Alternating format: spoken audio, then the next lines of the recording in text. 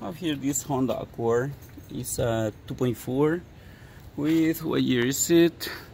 2006 Honda Accord, and click only, and it doesn't start. So the engine just kind of click and wanted to turn, but it doesn't start. So it's checking the basics. So those are tight, and I wanted to check for the engine to not be Deseas. So I'll try to move the engine with, yep, I move it here. You can see I can move it with one hand, so it's not seized. Now I'm gonna crank it and go inside the vehicle, and I got the amp probe here, right here, and the scope inside the car. So we're gonna go inside the car.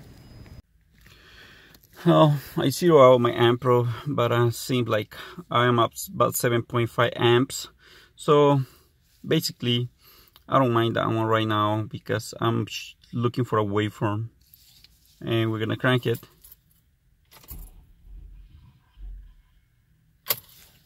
Stop it.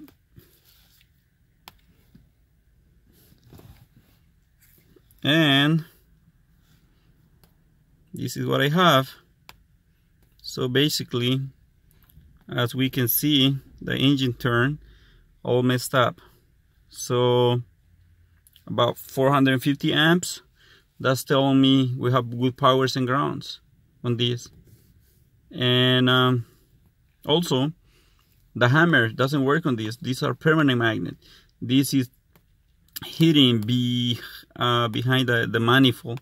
So that's the reason that why the manufacturer putting those like that. They don't want the people be hammering on them. So bad starter, good power and good grounds. I can see that one there.